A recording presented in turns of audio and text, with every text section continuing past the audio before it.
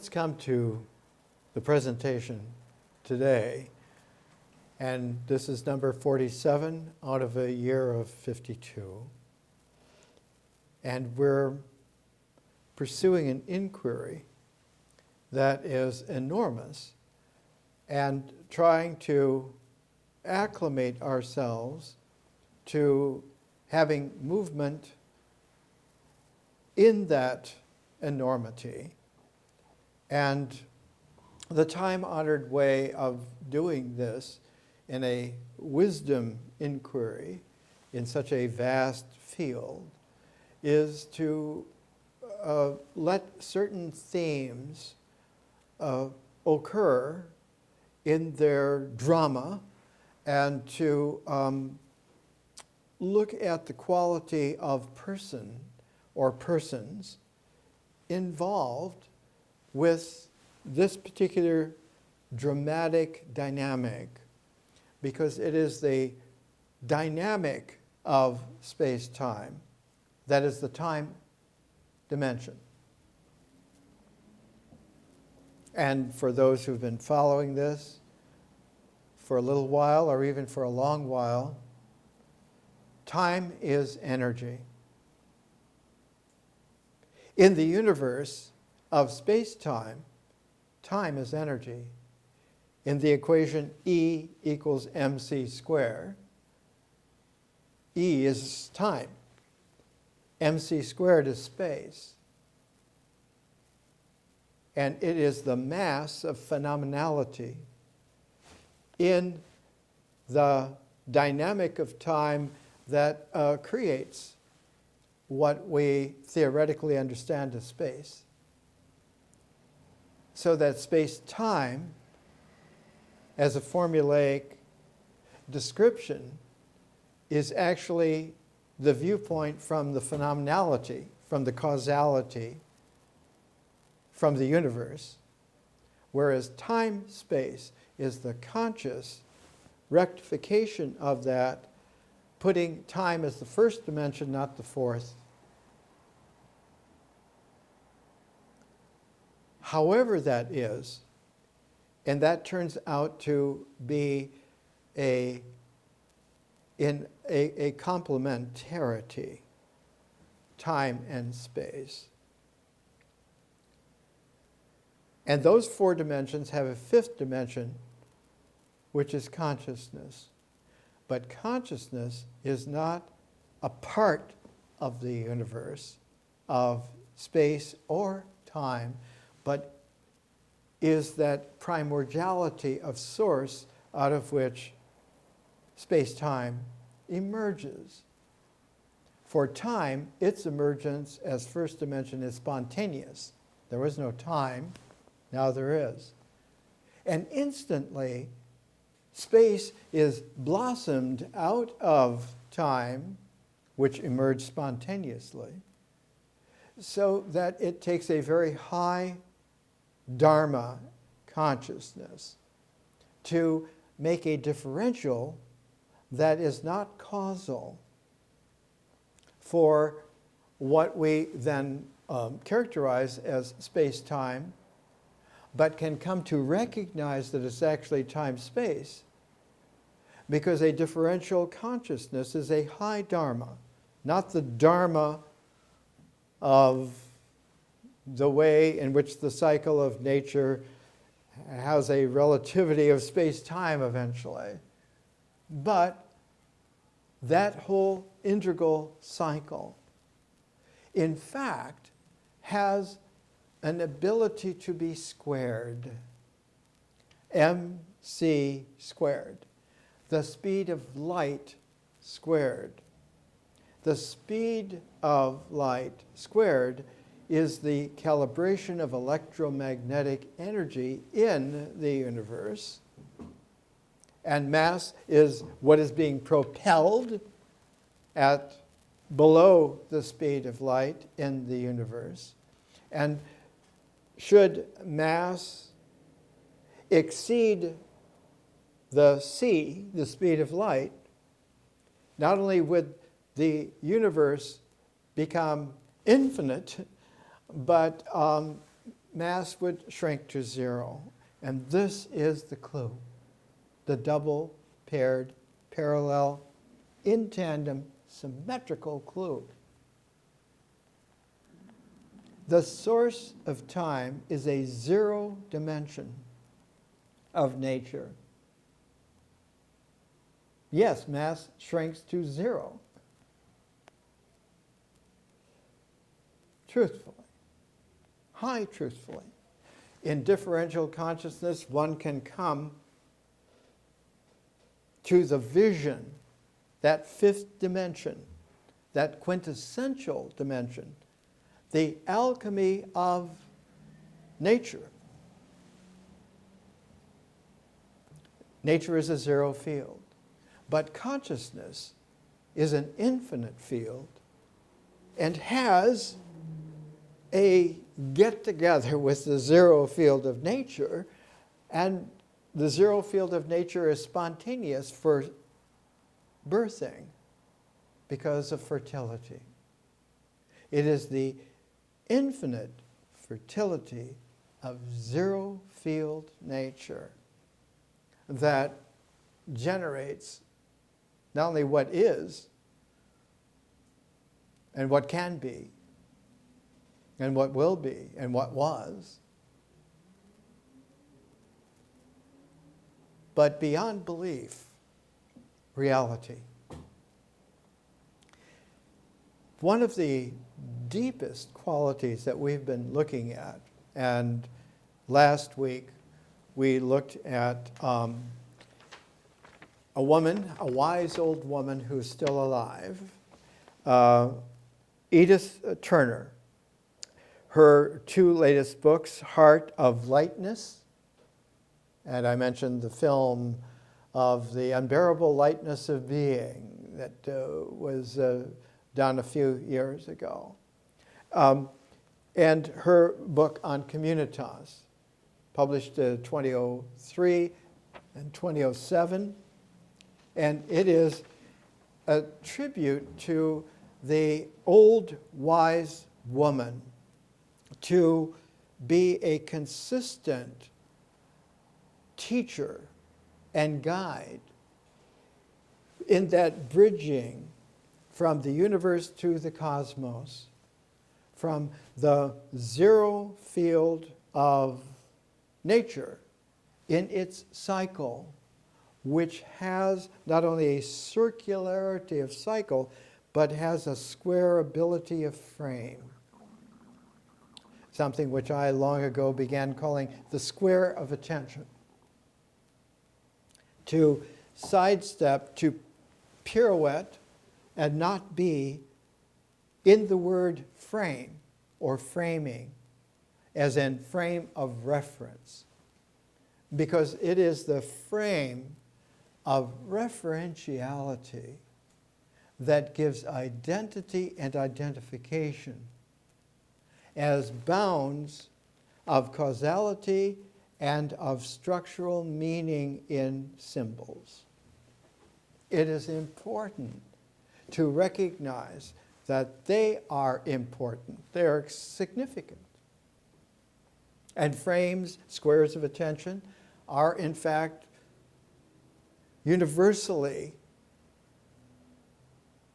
there,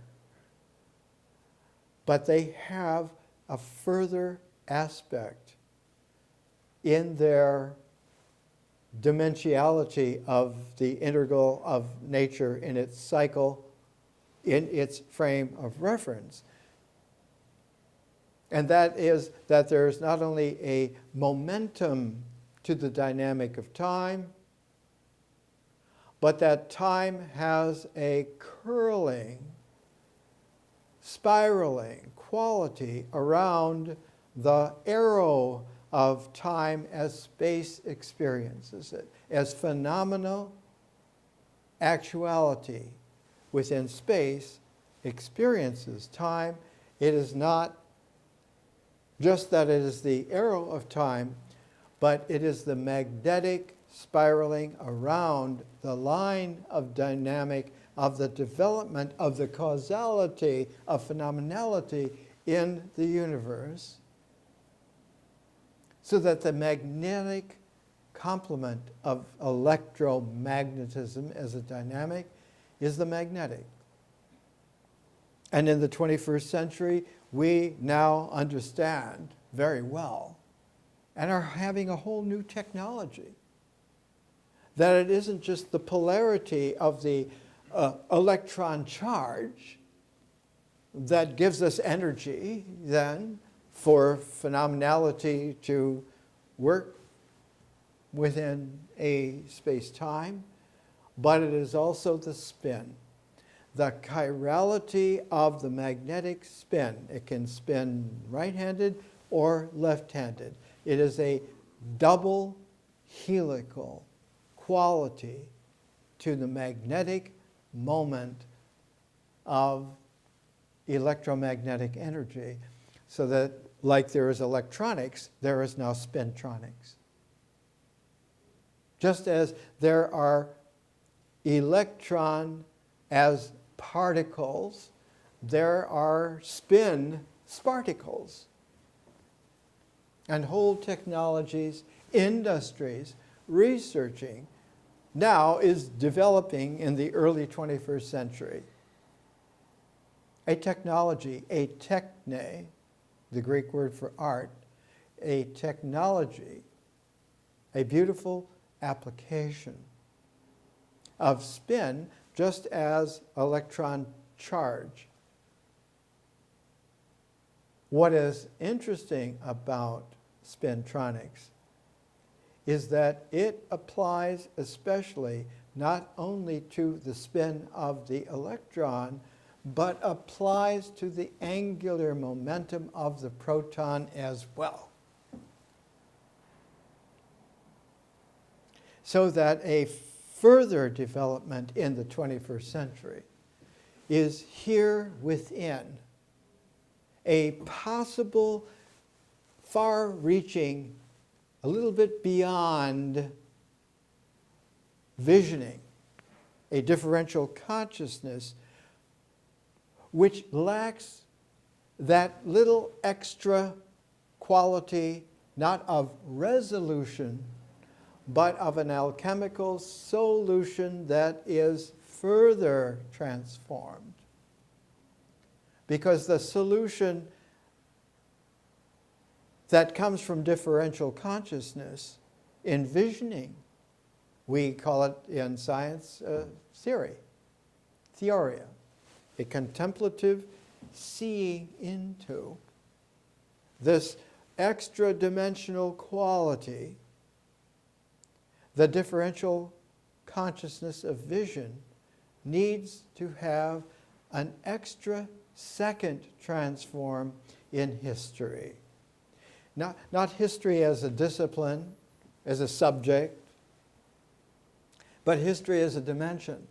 Just like vision is a fifth dimension, quintessential, transforming by fermenting nature into its fermented state, its inebriated state, its transformative state.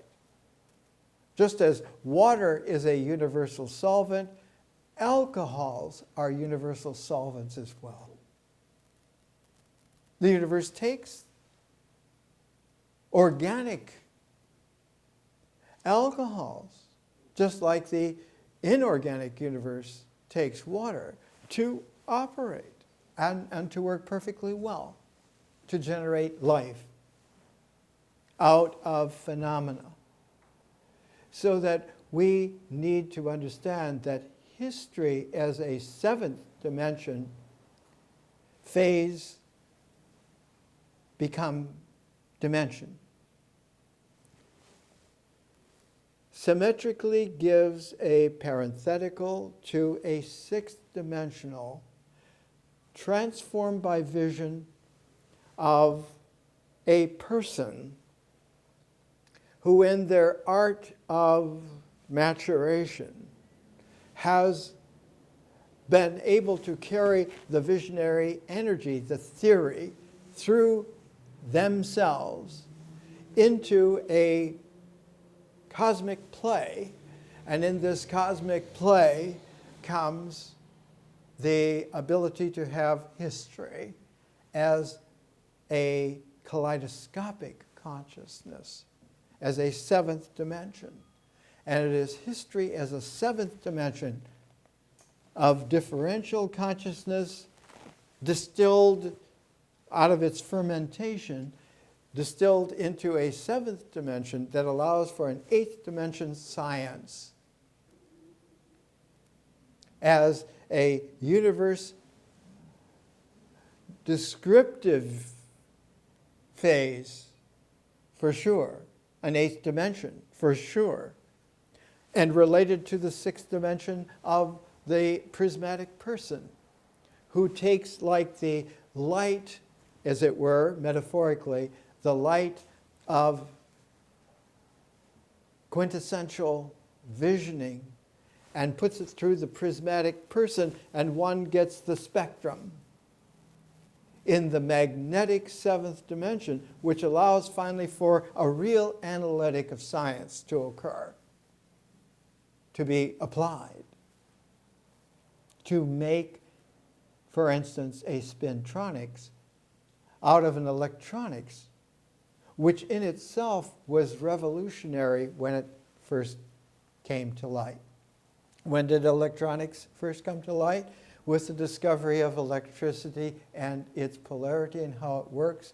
The person for that was Benjamin Franklin, flying his kite with his house key dangling from the kite in a rainstorm, with the lightning hitting the key dangled from the kite, and from a wire from the key coming into his den in his home, and being able to trap, to hold, to register, to store the electric energy of the lightning into a matrix of Leyden jars in a wooden box.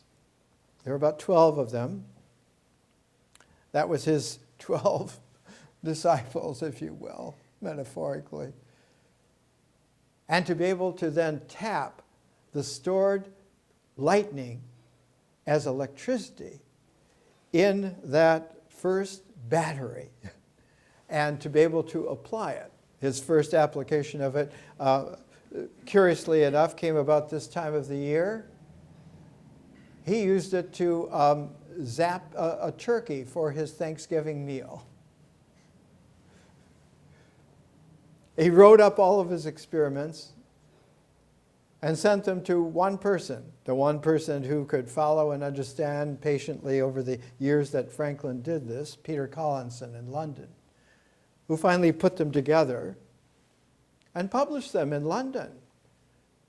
And when they were published in 1751, it was like the gong ringing in the midst of the 18th century, 1751, that a whole new understanding of the universe had been achieved.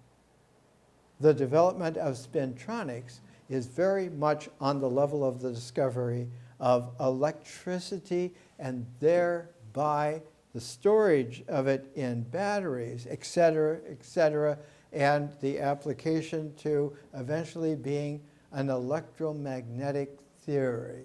James Clerk Maxwell in the 1870s in England.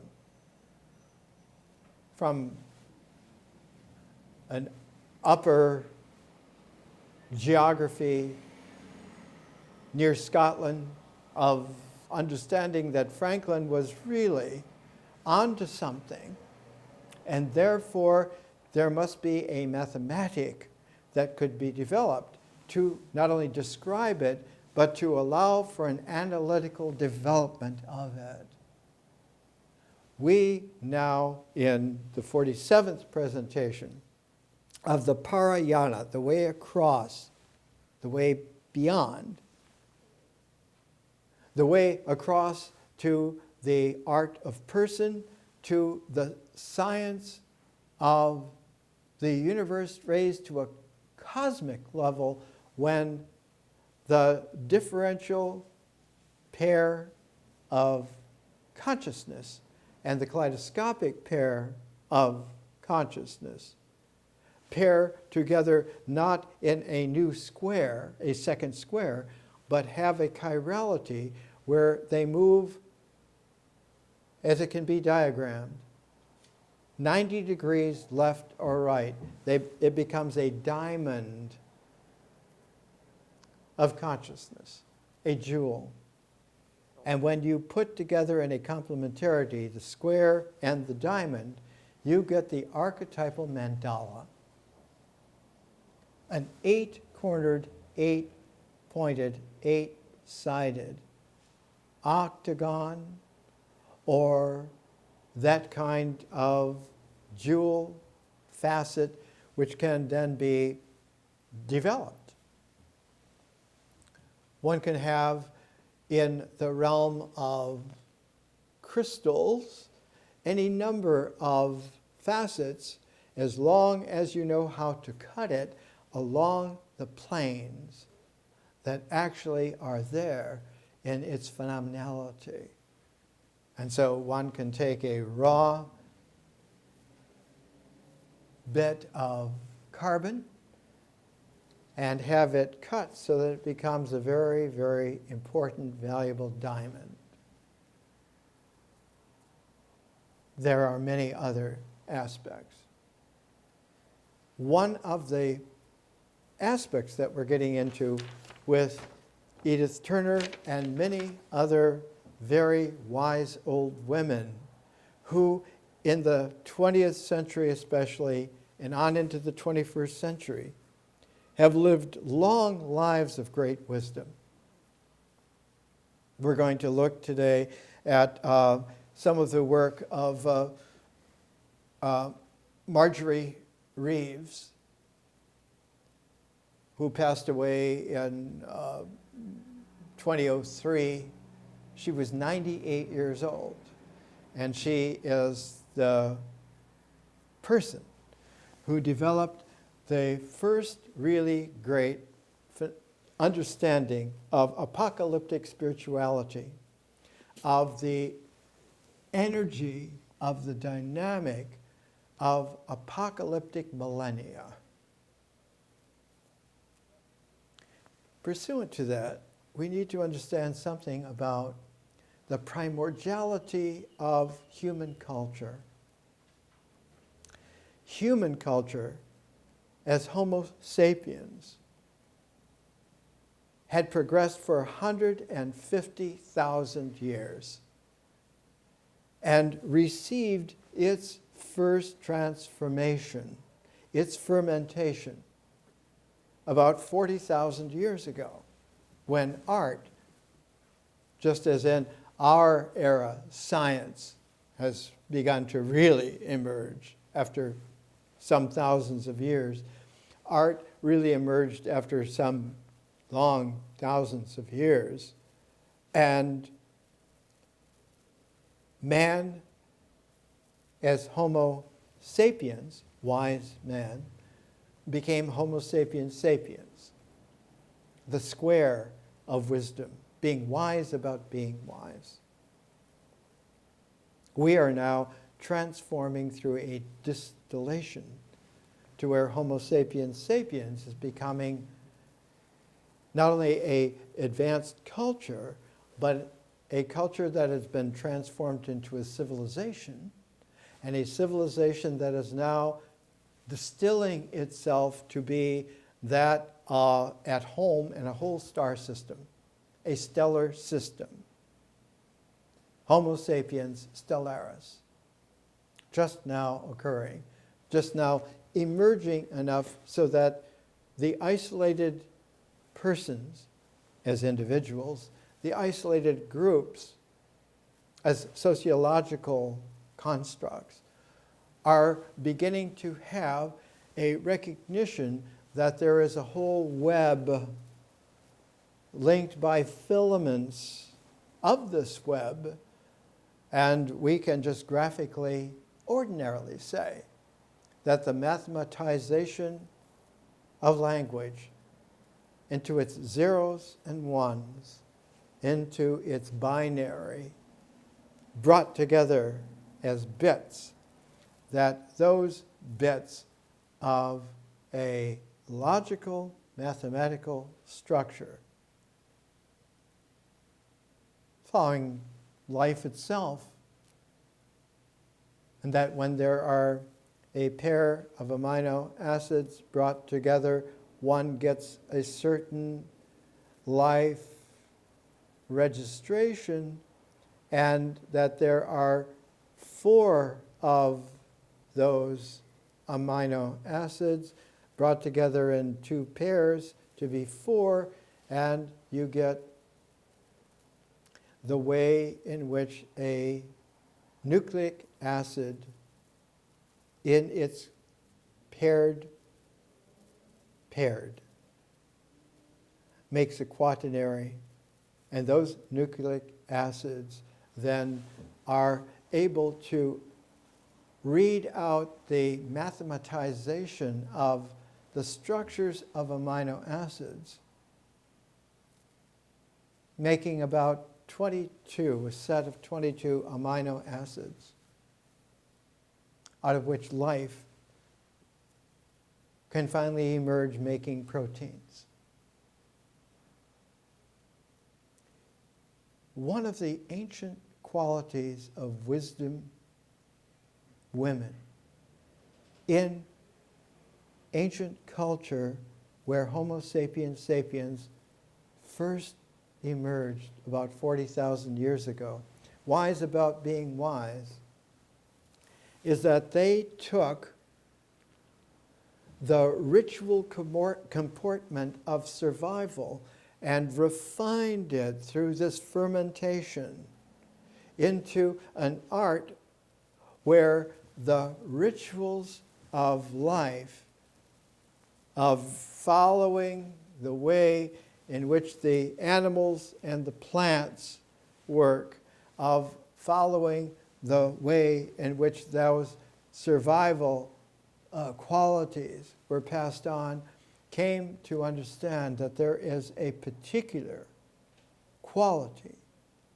that had not been really mastered before, and that is the ritual crisis that comes up when there are new situations that occur in the sense of coming to haunt people, not just to occur in their dreams, but to occur in their lives. And that it isn't just that one is having a bad dream or bad dreams, but one's life has become bad. This crisis in culture was primordially understood by women. And one of the great developments of Edith Turner and her husband Victor Turner, their first assignment together as anthropologists was to go to Africa, to Zambia, to live among a tribe, the Nadembu. The first book published out of that was The Forest of Symbols, Nadembu ritual. Victor Turner put his name on it. Edith Turner was always understood that she was co-author. In a volume published in Chicago, not by the University of Chicago Press. Victor Turner was at the University of Chicago at the time. It's called The Ritual Process. And the ritual process subtitle is Structure and Anti-Structure. Not only structure and anti-structure in terms of electronics, but structure and anti-structure in terms of a spintronics as well. Because one has to take the chirality into consideration.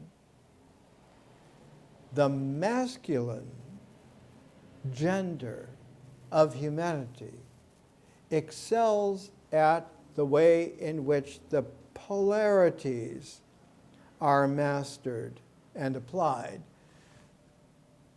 The feminine gender understands the very intricate, interesting ways in which the magnetic spins, chiralities, are involved, so that together, like a pair of pairs, they're able to make not only a great art of the pictures of the world that are interesting and varied and quite immensely meaningful, but to have the diamonds of consciousness that understand that there is a meaning to meaning. There's a trans structure. There's a trans anti-structure. This is a little paragraph from the ritual process. This was published in 1969, about the time that Apollo 11 went to the moon. Its little title is The Plot of the Nadembu Twin Ritual. The unifying of a pair of opposites, dominantly expressed in symbols for male-female difference, opposition, and union, constitutes what may be called the ritual plot. And then he uses the Nadembu word, ubwangu. I propose to select two important episodes in the ritual and to examine each in turn with reference to its symbolism. Wubango. Like most Nadembu cults of affliction, the cult association of Wubango is made up of persons who have themselves undergone as patients the ritual treatment characteristic of Wubango. If you've gone through that process yourself, you're a part of the group, not just a cult, but a group that in culture becomes a cult. The afflicting spirit is believed to be that of a deceased member of the cult. And when we come back from the break, we'll see that the affliction is usually suffered by a woman. They don't go into the spintronics of it, but we will. And the afflicting spirit that is haunting them is not their mother, not themselves, not their man, etc., etc. It is their mother's mother who is uneasy in the world beyond and needs to have a resolution from the granddaughter. Let's take a little break.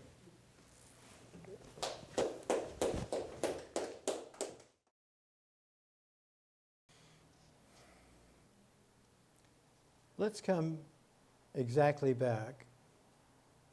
We left off at the break and now returning, so that there is a hiatus that does not interfere with the cascade of present that can be done. That's in the high Dharma. It doesn't need a punctuation in phenomenality because it transcends. It's able to go in and out spontaneously from the zero field and the infinite field. Edith and her husband Victor in Zambia with the Nadembu, talking about, writing about, and publishing in Chicago. Victor Turner was a professor of anthropology at the time at the University of Chicago. And his wife Edith was involved in the University of Chicago as well. The crisis of affliction. One of Victor Turner's most famous books is The Drums of Affliction. That for the Nadembu, being haunted during your waking life is usually happening to a woman in the tribe. And what happens is, briefly in a few sentences described, the afflicting spirit is believed to be that of a deceased member of the cult, of those who have gone through this before themselves.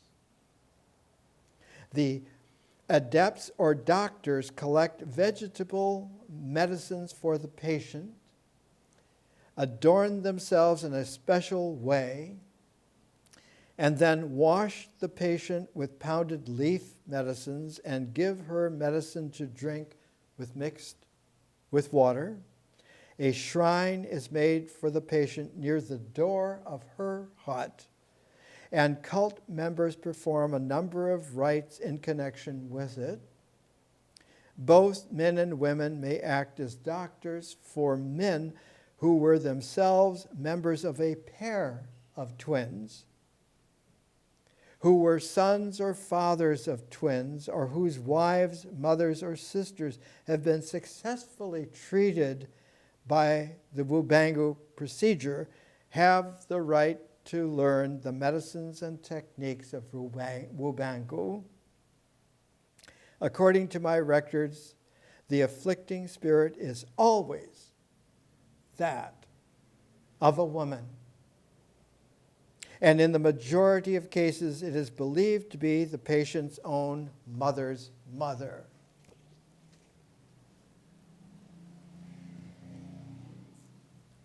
One of the great collections of work of Victor Turner, published by Cornell University Press. Before he was at the University of Chicago, he was at Cornell. At the same time that Carl Sagan was there. Dramas, Fields, and Metaphors, subtitled Symbolic Action in Human Society. Their first book on the Nadembu, the book that brought them into international repute, was The Forest of Symbols, the jungles of Zambia, in the Nadembu, because it was characteristic of that primordial cultural inheritance of all Homo sapiens sapiens. There is something in the haunting by day that is not curable by doing a dream interpretation alone. The affliction is an affliction of being awake in an impaired cultural milieu, to use the French term. Like 2014 all over the world, all over the planet. It is afflicted. Largely by a feminine spirit that is disquieted. Not her, not her mother. It is the grandmother generation that is disquieted.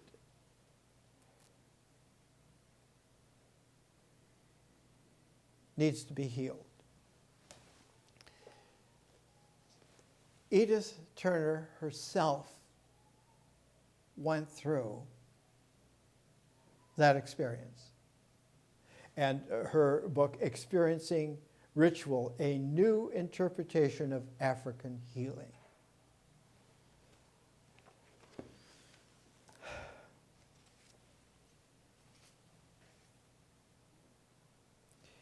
In the introduction, when anthropologists do field work, they try to participate in the life of the people they are studying. But there appear to be limits. Geertz wrote, that's Clifford Geertz, another great symbolic anthropologist, very, very famous. We cannot live other people's lives. And it is a piece of bad faith to try. We can but listen to what, in words, they say about their lives. We gain our sense of other people's lives through their expressions. It's all a matter of scratching surfaces. And Edith Turner writes, this is partly true. Indeed, it would be valuable if we possessed their memories, if we had the same personal background in the culture. We do not have that background. But there are times when an ethnographer involved in an event of ultimate concern to the subjects of her work goes deeply into an experience herself. Not their self, herself. She went into the drums of affliction herself in the Nadembu village in Zambia, in Africa, personally. Such an event is the focus of this book, a moment when I actually saw a spirit manifestation. And this was first published in 1992, 9 years after Victor prematurely passed away because of cancer. Reprinted here in a new edition by the University of Pennsylvania Press in 1998. It is the wise women who were alive in the late 20th and even into the early 21st century, who experienced the disquiet of the spirits of their grandmother's generation, that as one leaps back some 25 or 30 years for a generation, leaps back about 50 or 60 years. And that the drums of affliction, especially of not only a world that has cultures, but a world that is revved up into civilization forms. Not just civilizations plural, but civilization is a complex spectrum of varieties and kinds, but as a social writ large, not phenomenon alone, but actuality. So that it takes a very high dharma physician, indeed, to be able not only to diagnose correctly, so that the affliction is resolved to the extent that health resonates again and that the harmonic of the people is restored. Very grandiose, essential, necessary. What we're looking at, especially, is the difficulty of understanding that there is a deep crying out affliction need on a world level for a distillation of the world to transform out of a world into a planet in a star system. And that this star system shares unmarked boundaries that nevertheless have contours that can be analyzed. And those contours can even bear names. That we are, by 2014, coming for the first time, a contact with and a penetration through, in a very special way, into the interstellar medium.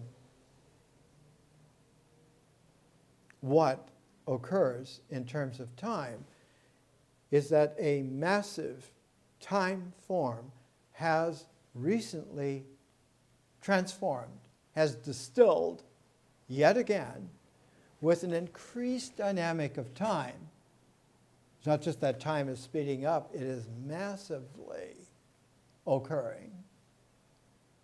And that always in this particular overarching, undercurrent, challenging way, a wave, an energy wave, a time form wave. We've called it a carrier wave. And in the physics of waves, there are certainly massive waves that we recognize occur in sets. Some huge shift, like a massive earthquake from tectonic plate movements, will create a tsunami. There are cultural platelets in civilization that have tectonics as well. And as they move, they produce a tsunami in time energy. And just as a carrier wave is the most massive wave, it's in a set of other waves. A tsunami is usually in a set of about 9 waves. It's usually the center. 4 waves to build up the tsunami, 4 waves to taper down. But not only does a character wave have that quality, but in between carrier waves, at a pivot, there is a reference point in history called a millennium, because the distance in time between carrier waves is 2,000 years, and so every 1,000 years, like a clockwork of calendrical massiveness, 1,000 years. It's universal. When the crisis came of the Tang Dynasty at its brightest, always seems to occur right at its brightest moment. The 2 greatest poets who were friends knew each other in Chang'an, the capital of the Tang Dynasty. The grandson of the founder of the Tang Dynasty, Tang Tai-tsung, Xuanzong, and his beautiful concubine, love of his life,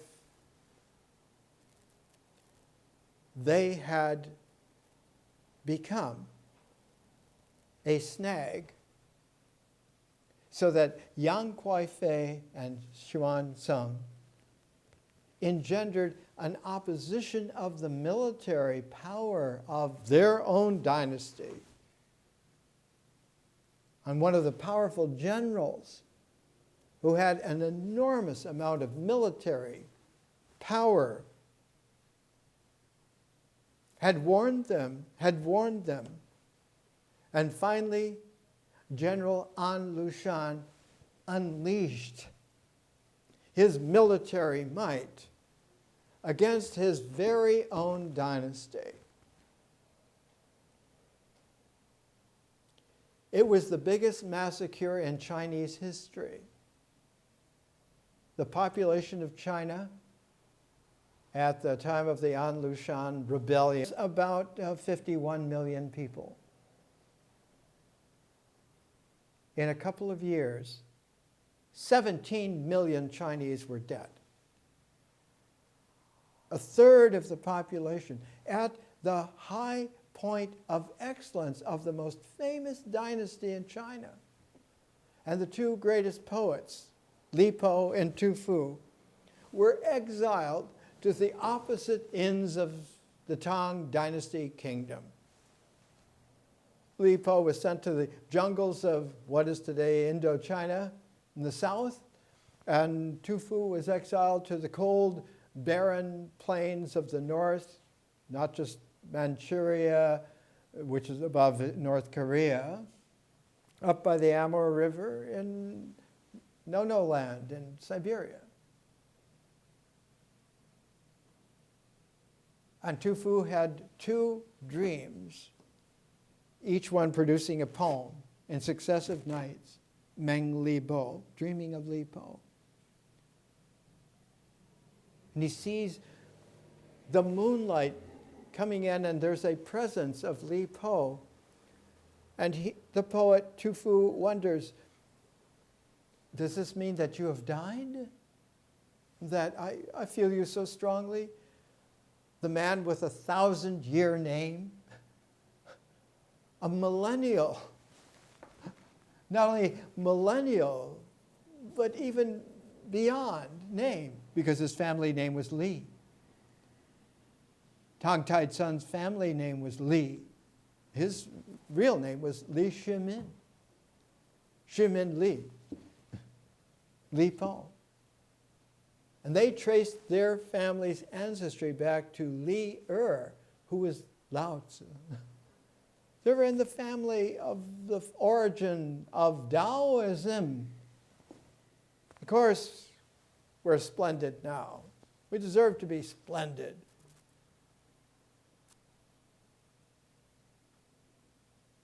We live at this crisis of affliction now, 2015. It is a classic bout of fever of civilization.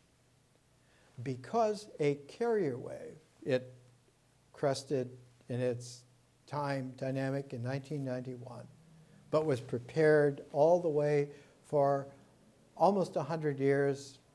One can date the first wave that was significant, 1895. H.G. Wells's The Time Machine, no less. The discovery of the electron, the first subatomic particle. The discovery of X-rays, the first kinds of energy that penetrate matter very, very easily and show structure. X-ray style. It is incredible because in those mid-1890s, the whole structure of certainty became cracked in such a way that the whole of the 19th century prepared it. It became cracked because even the structure of the elements showed that they fractionate electrons out of atoms. My God. X-rays out of energy, off the charts that we thought were open. A novel that began the real science fiction vision that the whole of mankind, some 800 years into the future, 800,000 years into the future, would be split, polarized, between the happy-go-lucky teenagers become 20-somethings that when they were about 30, they were called away by an underground, self-exiled group, that the Eloi became the food of the Morlocks.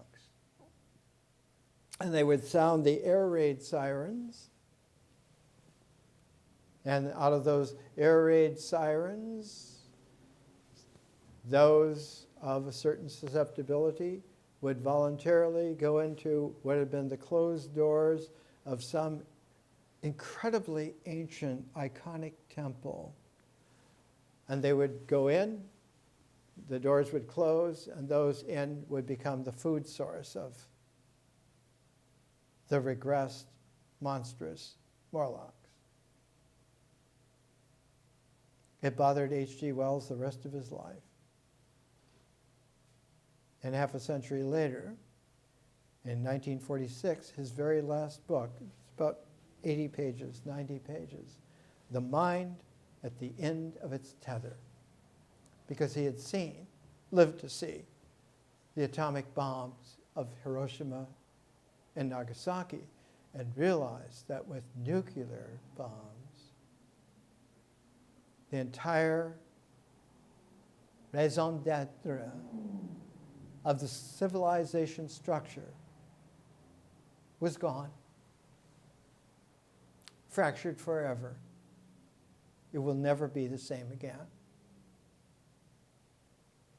We're looking at the way in which when this kind of preparation for a carrier wave occurs, what takes real importance for the patience and stability is that the reference wave be understood.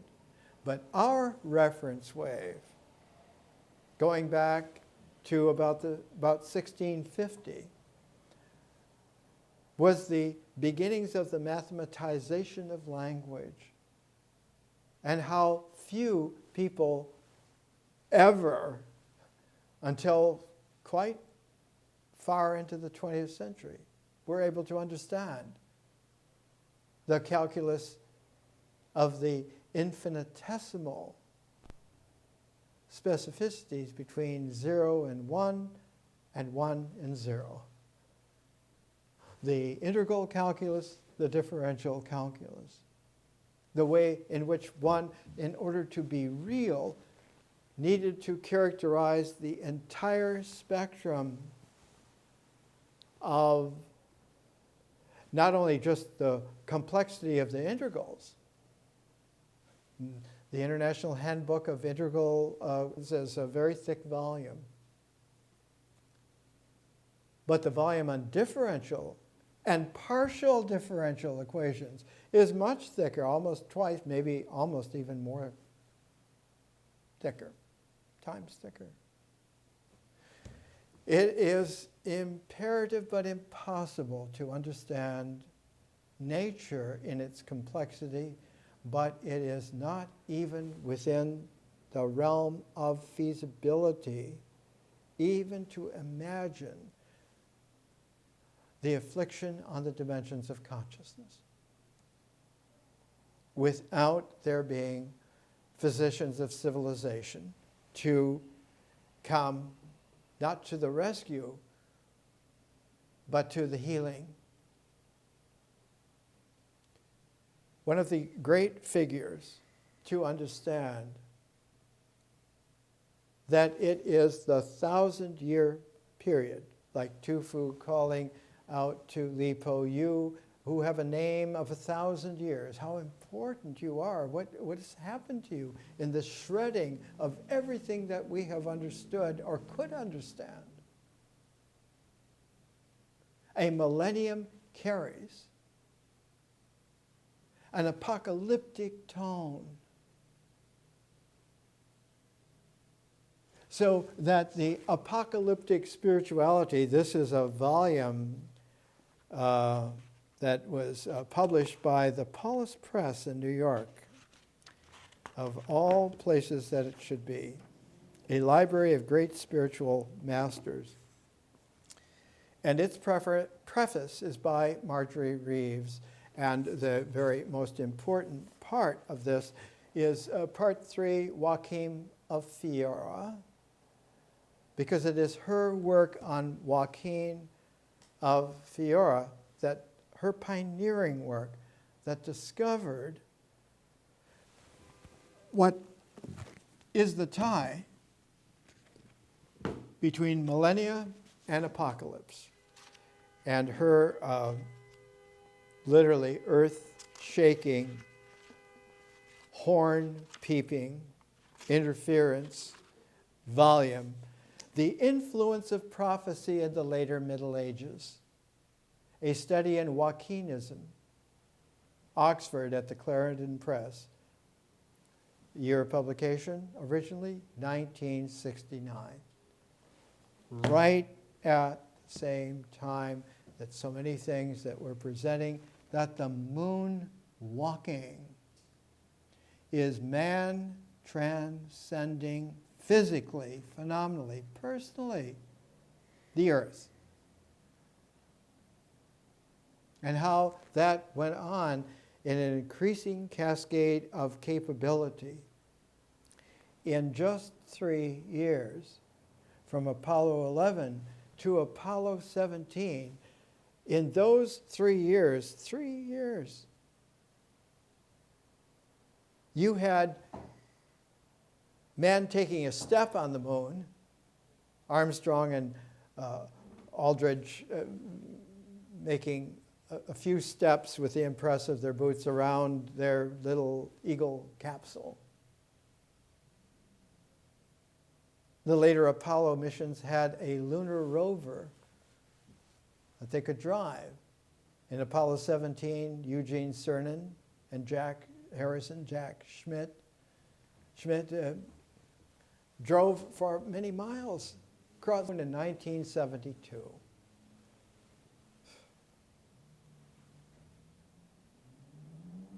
Cernan's book is Last Man on the Moon. Why is it that we have not been back to the moon for almost half a century? Because we have been shackled, stymied, prevented, sabotaged, not allowed by an affliction on the very science and technology, on the very history, on the very persons, art of persons, on the very vision. So that the entire ecology of consciousness is itself victimized. So that what happens is that the energy backs up, the energy dynamics of time in civilization backs up and overfloods its reference wave and goes back to the last time that there was a dike, a dam. The previous reference wave. The previous reference wave is 1,000 years later, earlier. 1650, 650 AD. Well, what in the world happened in 650 AD? The rise of dynastic China, the rise of Islam, the rise of many other concomitant events. What's happening in the 21st century? It's not just that the chickens are coming home to roost. The foxes and the wolves are roaming freely. Because that reference wave is not a reference wave for a carrier wave. It's a reference wave for a millennia. And in the millennia, the hearkening goes back to the last carrier wave, the last of the carrier wave, to make itself meaningful. And the very last quality of that previous carrier wave was, oddly enough, about 95 AD. The power at the time was the Roman Empire. The emperor at the time was a very forceful, youngish tyrant named Domitian. He had arranged to have his older brother Titus poisoned and murdered after only being Roman emperor for 2 years. They were both sons of Vespasian, who founded the Flavian dynasty that succeeded because the crippling corruption, dissolving of the Caesar era of founding the Roman Empire had dissolved so that it was not workable ever again. Unless there was some new power group that came in to claim it, which Vespasian did. Not that he claimed it, but he was acclaimed it by the military again. And where was he acclaimed? In Alexandria. When was he acclaimed? In 69 AD. And what was happening in Alexandria in 69 AD? St. John had just written his gospel. It's in the New Testament, the gospel according to John.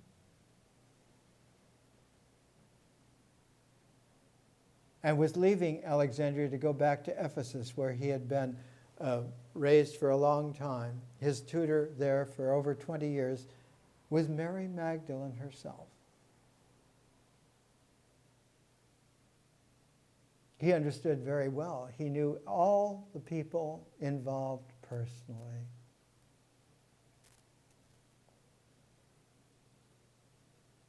The way that the military proved that Vespasian had the power that they were giving him was they took two miracles out of early Christianity. That Jesus was a miracle worker who could make the lame walk and the blind see. And part of their acclamation of him was that Vespasian had healed a crippled person so that the lame walk again, and had taken some of his spittle and mixed it with Egyptian Alexandrian dust and put it on the eyes of a blind person and they could see. And because he could make the lame walk and the blind see, he could bring the Roman Empire into a whole new dynastic. It was just the fall of the dynasty, not the fall of the empire. Just like in the Tang. Just like all of dynastic China. Whenever a dynasty would fall, new dynasty. We're the new, they're the old. They failed, we succeed.